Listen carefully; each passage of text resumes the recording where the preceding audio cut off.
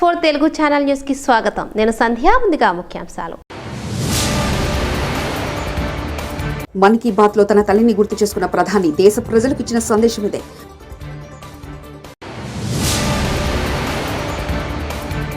విభజన హామీల అమలు కోసం తెలుగు రాష్ట్రాలు కలిసి రావాలని మంత్రి పొన్నం.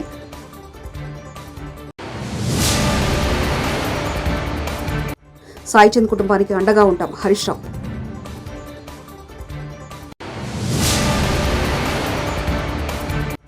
జగన్ ఏకపక్ష నిర్ణయాలతో ఏపీ పూర్తిగా నష్టపోయింది మంత్రి పార్థసారథి.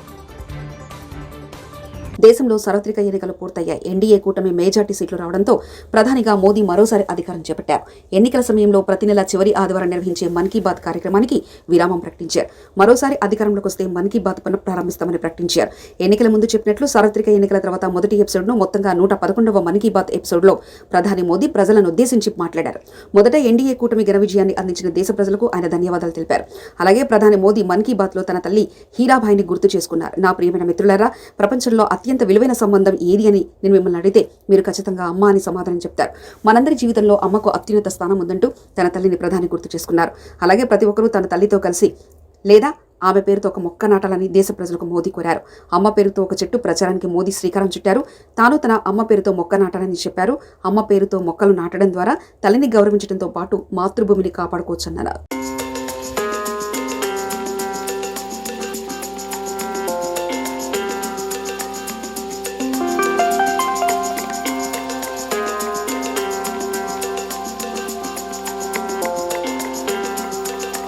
గూగుల్ మ్యాప్ను నమ్ముకుని ముందుకెళ్తే ఇక అంతే అనేలా మారుతున్నాయి పరిస్థితులు. మ్యాప్ లొకేషన్ రోడ్డును కాకుండా గోతులు నదిలోకి చూపించడమే ఇప్పుడు అతిపెద్ద సమస్యగా మారింది. తాజాగా కేరళలోని ఇలాంటి మరో ఘటన జరిగింది. కాసర్గోడ్ జిల్లాలో గూగుల్ మ్యాప్స్ నమ్ముకున్న ఇద్దరు యువకులు కారుతో సహా నేరుగా వాగులోకి దూసుకెళ్లారు. విభజన హామీల అమలు కోసం కేంద్రంపై ఒత్తిడి తెచ్చేందుకు 2 తెలుగు రాష్ట్రాలు కలిసి రావాలని తెలంగాణ మంత్రి పొన్నం ప్రభాకర్ కోరారు. ఇవాళ వీఐపీ ప్రారంభ విరామ దర్శనంలో ఆయన తిరుమల శ్రీవారిని దర్శించుకున్నారు. ఆలయం వెలుపల మీడియాతో మాట్లాడుతూ ఏపీలో నూతనంగా ఏర్పడిన ప్రభుత్వానికి అభినందనలు తెలిపారు. శ్రీవారి ఆశీస్సులతో తెలుగు రాష్ట్రాల ప్రజలు సుఖ సంతోషాలతో ఉండాలని ఆకాంక్షించారు. ప్రభుత్వం తరఫున AP deputy CM Pawan Kalyan కు కొండగట్టులో స్వాగతం పలికామని చెప్పారు. గతంలో తిరుమలలో తెలంగాణ భక్తులు ఇబ్బందులు పడ్డారని చెప్పారు. తెలంగాణ భక్తులకు ఎలాంటి ఇబ్బందులు కలగకుండా చూడాలని తిరుమల తిరుపతి దేవస్థానాన్ని కోరారు. ఇటీవల నూతనంగా ఏర్పడ్డ ఆంధ్రప్రదేశ్ ప్రభుత్వానికి గౌరవ ముఖ్యమంత్రి గారికి, ఉప ముఖ్యమంత్రికి, మంత్రులకు, శాసనసభ్యులకు, పార్లమెంట్ సభ్యులందరికీ శుభాకాంక్షలు.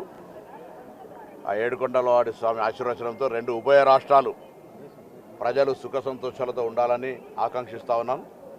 అదేవిధంగా 2 తెలుగు రాష్ట్రాలు కలిపి కేంద్రంపై ఏ విభజన హామీలు అయితే ఉన్నాయో ఆ విభజన హామీల అమలు కోసం కలిసి కేంద్రం మీద ఒత్తిడి తేవడానికి కలిసి రావాల్సిందిగా ఈ సందర్భంగా విజ్ఞప్తి చేస్తూ ఉన్నాం. అదేవిధంగా నిన్న గౌరవ ఉప ముఖ్యమంత్రి గారు పవన్ కళ్యాణ్ గారు కరీంనగర్ జిల్లా కొండగట్టుకు వచ్చినారు. సాధారణంగా మా ప్రభుత్వం తరఫున స్వాగతం చెప్పినాం. వారు ఆంజనేయ స్వామి దర్శనం చేసుకున్నారు. ఇక్కడ కూడా గతంలో కొద్దిగా తెలంగాణ భక్తుల పరంగా ఇబ్బంది ఉండే నేను గౌరవ ముఖ్యమంత్రి గారిని, అదేవిధంగా దేవాదాయ శాఖ మంత్రి గారిని, కాబోయే చైర్మన్, ఈవో గారులను కోరుతా ఉన్నా. తెలంగాణ ప్రజలు కూడా తెలుగు భక్తులే ఇక్కడికి వచ్చేటువంటి వాళ్ళ విశ్వాసానికి సంబంధించి దర్శనానికి ఏ ఇబ్బందులు లేకుండా గతంలో ఏ విధంగానైతే సిఫార్సులకు తెలంగాణ ఆంధ్ర ప్రజాప్రతినిధులకు ఏ విధమైనటువంటి విధానం అవలంబించారో ఇప్పుడు కూడా అదే విధానం అవలంబిస్తే సంతోషంగా ఉంటుంది. ఎందుకంటే రాష్ట్రాలు వేరైనా తెలుగు వాళ్ళ అందరం కూడా కలిసి ఆనాడు కూడా కోరుకున్నది అదే, ఇవాళ కూడా కోరుకున్నది అదే. ఇక్కడ వాళ్ళు అక్కడ వచ్చే భక్తులుగా ఉండొచ్చు, లేకపోతే ఇంకా రకరకాలుగా వ్యవహారాలు చేసుకునేటువంటి విదేశాల్లో ఉన్నటువంటి వాళ్ళకి ఆహ్వానిస్తూ ఉన్నప్పుడు పక్కన తెలంగాణ భక్తులకు సంబంధించి అటువంటి ఇబ్బందులు కలగకుండా చూసుకోవాల్సిందని ఇక్కడ ఉన్నటువంటి అధికారులందరికీ కోరుతా ఉన్నా. ఆ ఏడుకొండలవాడి స్వామి ఆశీర్వచనంతో 2 రాష్ట్రాల ప్రజలు అటు విభజన హామీల అమలుతో పాటుగా ఇటు వర్షాలు, రైతాంగము, వ్యవసాయం అంతా కూడా సుఖ సంతోషాలతో ప్రజలు ఇబ్బందులు లేకుండా ఉండాలని నా భగవంతుడు ప్రార్థిస్తూ ఉన్నాను. నాకేం అటువంటి సమాచారం లేదు. అట్లా కాంగ్రెస్ పార్టీ తనకంటూ ఒక కార్యక్రమం ఉంది. చాలా మిత్రులు ఉన్నారు.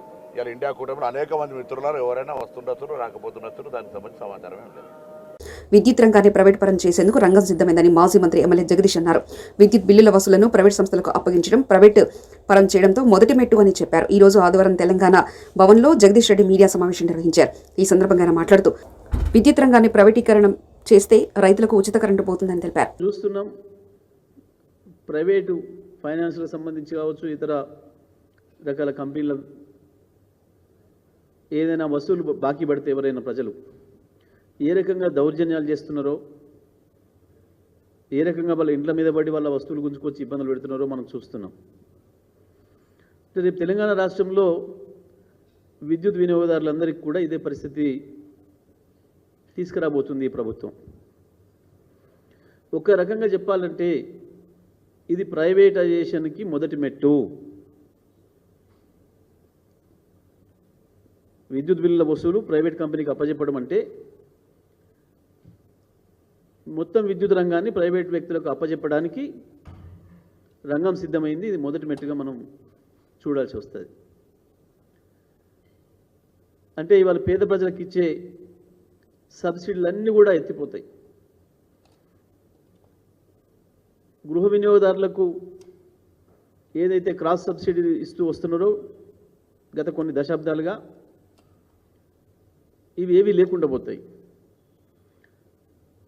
చివరికి రైతాంగానికి కూడా ఉచిత విద్యుత్ అనేది మర్చిపోవాల్సి వస్తుంది. తప్పకుండా దానికి కూడా మీటర్లు బిగిస్తారు. దీని మీద ప్రభుత్వం స్పష్టంగా చెప్పాలి. ఇది రైతులకు ఉరి బిగించడం కొరకు మాత్రమే జరుగుతున్న చర్య. మరి దీనిపైన ఉద్యోగ సంఘాలు కూడా ఆలోచన చేసుకోవాలి. భారత ప్రజలు గౌరవించేలా టీమిండియా T20 ప్రపంచ కప్ను గెలిచిందని మాజీ క్రికెటర్ గౌతమ్ గంభీర్ అన్నారు. ఆదివారం ఉదయం వీఐపీ విరామ సమయంలో ఆయన శ్రీవారిని దర్శించుకున్నారు. ఈ సందర్భంగా ఆలయం వెలుపల మీడియాతో మాట్లాడారు. కెప్టెన్ రోహిత్ శర్మ, కోహ్లీ, రాహుల్ ద్రవిడ్కు ప్రత్యేకంగా అభినందనలు తెలిపారు. కోహ్లీ, రోహిత్ రిటైర్మెంట్పై గంభీర్ స్పందించారు. T20 కప్ గెలవడం కంటే రిటైర్మెంట్కు మంచి సందర్భం ఏముంటుందన్నారు. వన్డే టెస్టులలో జట్టుకు వారిద్దరూ విలువైన సేవలు అందించారని గంభీర్ తెలిపారు. I want to congratulate Team India. I want to congratulate the entire nation that India has won the World Cup. It is for 140 crore Indians.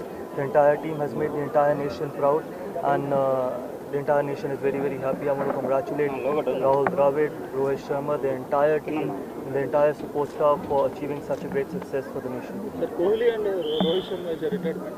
How Yeah. do you feel?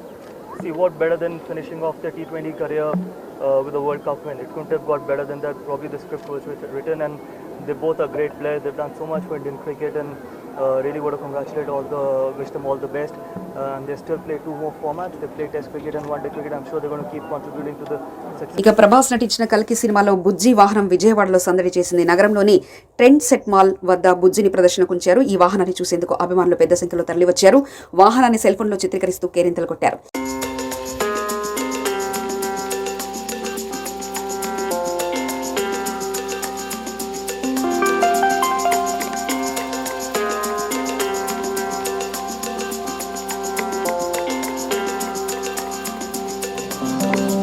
MP Mithun Reddy గారిని పోలీసులు house arrest చేశారు. తెల్లవారుజామునే ఇంటిని చుట్టుముట్టిన పోలీసులు పొంగనూరులో ఈరోజు కార్యకర్తల సమావేశం నిర్వహించనున్న మిథున్ రెడ్డి దాంతో మీటింగ్ అడ్డుకునేందుకు అడుగడుగున పోలీసుల ఆంక్షలు టీడీపీ అరాచక పాలనకు అద్దం పడుతున్న పొంగనూరు అంటూ మిథున్ రెడ్డి అన్నారు.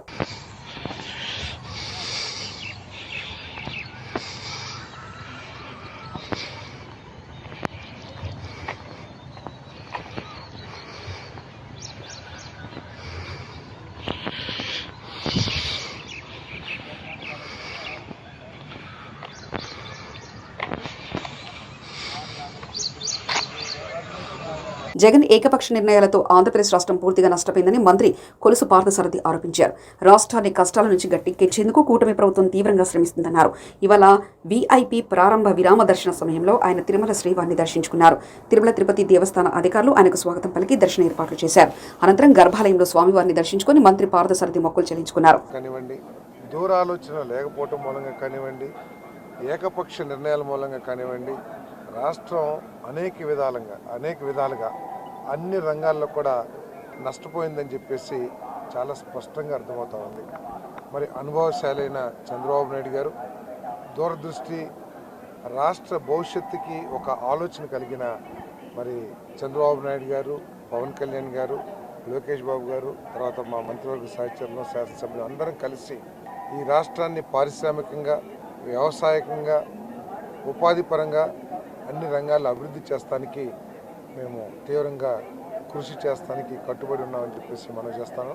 మరి సందర్భంలో మోడీ గారి ప్రభుత్వం కూడా మరి రాష్ట్రానికి, కష్టాల్లో ఉన్న ఈ రాష్ట్రానికి అండగా ఉంటుందని చెప్పేసి ఆయన భరోసా కల్పించడమే కాకుండా మేము కూడా పూర్తి నమ్మకంతో ఉన్నామని చెప్పేసి కూడా ఈ సందర్భంగా తెలియజేస్తూ వీటన్నిటికీ ఆ ఏడుకొండల వాడి ఆశీర్వాదం అవసరం. ఆ ఏడుకొండల వాడి ఆశీర్వాదం అందరికీ, రాష్ట్ర ప్రజలందరికీ. ఇస్లాం మతం శాంతియుత జీవనానికి ప్రతీక అని, ఇస్లాం మతం ధార్మికతతో పాటు మానవత్వం పెద్దపీట వేసిందని, మతాలు ఏరైనా మానులందరూ ఒకటే అని అంతర్జాతీయ అహ్మదీయ ముస్లిం కమ్యూనిటీ వరంగల్ పట్టణ మిషనరీ ఇన్ఛార్జ్ అయాన్ భాషా తెలిపారు. భూపాలపల్లి జిల్లా కేంద్రంలో అమృతవర్షిణి అక్షర స్వచ్ఛంద సేవా సంస్థ నిర్వహించిన నిరాశ్రల వృద్ధాశ్రమంలో రవినగర్ గ్రామ అస్మదీయ ముస్లిం కమిటీ ఆధ్వర్యంలో వంట సరుకులు మరియు ఇతర ముడి సరుకులు పంపిణీ చేయడం జరిగింది. ఈ సందర్భంగా మౌలి అయాన్ పాషా మాట్లాడుతూ భిన్నత్వంలో ఏకత్వంగా మానవులందరూ కలిసిమెలిసి జీవించాలని కోరారు.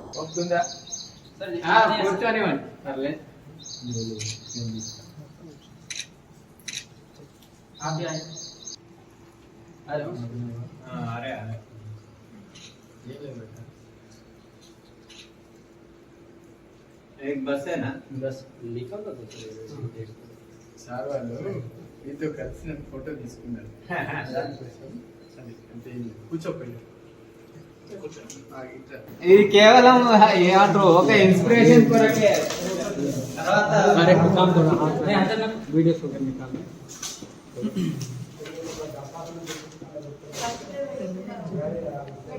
అన్ని మీకే ఇస్తారు. డబ్బా ఉంది.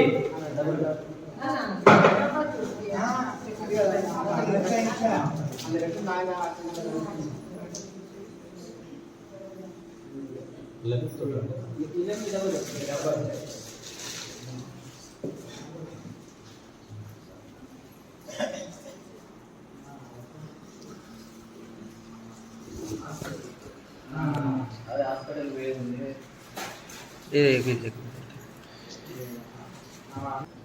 మొత్తం ఎంతమంది ఉంటారమ్మా? మొత్తం 15 మంది ఉండగా తెలంగాణ ఉద్యమ గాయకుడు వేర్ హౌసింగ్ కార్పొరేషన్ దివంగత చైర్మన్ సాయి చంద్ కుటుంబానికి బీఆర్ఎస్ పార్టీ అన్ని విధాలుగా అండగా ఉంటుందని మాజీ మంత్రులు కేటీఆర్, హరీష్ రావు అన్నారు. వనస్థలిపురం డివిజన్ హస్తినాపురంలో జీఎస్ఆర్ హాల్లో ఏర్పాటు చేసిన సాయి చంద్ ప్రథమ వర్ధంతి కార్యక్రమానికి మాజీ మంత్రులు కేటీఆర్, హరీష్ రావు, జగదీశ్వర్ రెడ్డి, నిరంజన్ రెడ్డి, మాజీ ఎమ్మెల్యేలు గొంగిడి సునీత, రసమయ్య బాలకృష్ణన్, బాలకసుమన్, గాదరి కిషోర్, పట్నం నరేందర్ రెడ్డి, రావుల చంద్రశేఖర్ రెడ్డి, కార్పొరేషన్ మాజీ చైర్మన్లు పల్లె రవికుమార్ గౌడ్, ఎర్రోల శ్రీనివాస్, దేశపతి శ్రీనివాస్, దూదిమెట్ట బాలరాజు, దేవిశ్రీ ప్రసాద్ తదితరులు హాజరై సాయి చంద్ర చిత్రపటానికి పూలమాలలు వేసి ఘనంగా నివాళులర్పించారు. ఆనాడు నువ్వు ఇచ్చిన మాట నిలబెట్టుకోండి అని చెప్పి రాహుల్ గాంధీకి ట్విట్టర్లో పోస్టులు చేస్తే కూడా మరి ఆయనకు చూడడం లేదా, కనబడడం లేదా, వినబడడం లేదా అని నేను అడుగుతా ఉన్నా. రాహుల్ గాంధీ గారు ఇప్పటికైనా చొరవ చూపి ఆనాడు అశోక్ నగర్లో నిరుద్యోగ యువతకు ఇచ్చిన మాట నిలబెట్టుకోవాలని, రేవంత్ రెడ్డి ప్రభుత్వానికి డైరెక్షన్ ఇచ్చి ఇచ్చిన హామీలన్నీ నిలబెట్టుకోవాలని చెప్పి నేను రాహుల్ గాంధీ గారిని డిమాండ్ చేస్తా ఉన్నా. రేవంత్ రెడ్డి గారు ఆ రోజు రెచ్చగొట్టే ఉపన్యాసాలు ఇచ్చావు, నువ్వు అశోక్ నగర్కి వచ్చి మాట్లాడినావు, పబ్లిక్ మీటింగుల్లో మాట్లాడినావు, నిరుద్యోగ యువతను గ్రామాల్లోకి వెళ్ళి మీరు మాకు ఓట్లు వేయించండి, మేము రాగానే చిటికెట్లో ఒక్క చిటికేసి మీ పని చేపిస్తాన్నావు, ఒక్క సంతకంతో మీ పని చేపిస్తాన్నావు. ఏమైంది నీ సంతకం? ఏమైంది నీ చిటిక? ఎందుకు నిరుద్యోగుల యొక్క సమస్యలు పరిష్కరించడం లేదు? వాళ్ళు ఏమడుగుతున్నారు? ఏమైనా గొంతెమ్మ కోరికలు అడుగుతున్నారా? ఆనాడు మీరు అశోక్ నగర్కి వచ్చి ఆనాడు ఎన్నికల ప్రచారంలో మీరు ఏ హామీలు ఇచ్చారో ఆ హామీలు అమలు చేయమని అడుగుతున్నారు తప్ప కొత్త కోరికలు కోరడం లేదు, గొంతెమ్మ కోరికలు అసలే కోరడం లేదు. ఆ రోజు మీరే చెప్పారు మీరు జాబ్ క్యాలెండర్ ఇస్తామని. ఒకవైపు రేవంత్ రెడ్డి గారు, ఇంకొక వైపు బట్టి విక్రమార్క సంతకాలు పెట్టి బాండ్ పేపర్ల మీద రాసిచ్చారు. మీరు ఏమైనాయి మీ సంతకాలు? ఏమైనాయి మీ బాండ్ పేపర్లు? అసెంబ్లీలో ఆ రోజు ప్రతిపక్ష స్థానంలో ఉండి ఇదే బట్టి విక్రమార్క గారు 1:100 పరీక్ష పెట్టాలని అడిగారు. ఎందుకు పెట్టరు అని అడుగుతా ఉన్నా. అంటే ప్రతిపక్షంలో ఒక మాట, అధికారంలో ఇంకో మాట ఉంటుందా? ఆ రోజు ప్రొఫెసర్ కోదండరామ్ గారు ఇదే నిరుద్యోగులను రండి అని కాంగ్రెస్ పార్టీ ఆఫీస్కు తీసుకుపోయారు, బస్సు యాత్రలకు తీసుకుపోయారు, మేమున్నామని భరోసా ఇచ్చారు. అధికారం రాగానే మీ సమస్యలు పరిష్కరిస్తామన్నారు. ఇవాళ పోయి మా నిరుద్యోగ యువతి యువకులు మాట్లాడితే ఇది కాన్స్టిట్యూషనల్ బాడీ, ఏమీ చేయలేమని చేతులు ఎత్తుతున్నారు. ఆ రోజు మీకు తెలియదా? మీరు ప్రొఫెసర్ కదా. మన్ కీ బాత్ లో తన తల్లిని గుర్తు చేసుకున్న ప్రధాని దేశ ప్రజలకు ఇచ్చిన సందేశం ఇదే.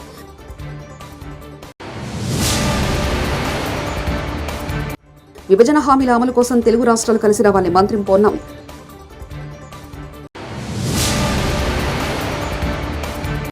సాయి చంద్ కుటుంబానికి అండగా ఉంటాం హరీష్ రావు.